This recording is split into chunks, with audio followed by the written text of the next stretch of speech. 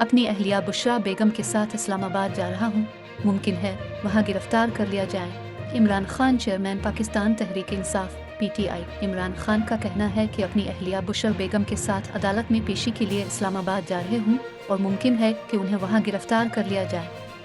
कारकुनों से वीडियो खिताब में इमरान खान ने कहा कि सोशल मीडिया पर हमारी हिमायत करने वालों को गिरफ्तार किया गया। इस वक्त पाकिस्तान में जो हो रहा है ऐसा पहले कभी नहीं हुआ। कहा जा रहा है कि कोर कमांडर हाउस और दीगर मकामात पर हमारी जमात ने आग लगाई। हम तो चाहते हैं अमन हो और इलेक्शन हो, इंतशार तो कोई और चाह रहा है। इमरान खान ने मजीद कहा कि ये पहले भी हो चुका है कि वाक़यात का फ़ायदा उठाकर मुखालिफ को ख़त्म कर दो। ये जानकर फिजा बना रहे हैं कि दोबारा गिरफ्तार करें तो लोग खौफजदा होकर खड़े ना हों। उन्होंने कहा कि ये जो मर्जी कर लें, चैलेंज करता हूँ, जब इलेक्शन कराएंगे हम जीत जाएंगे।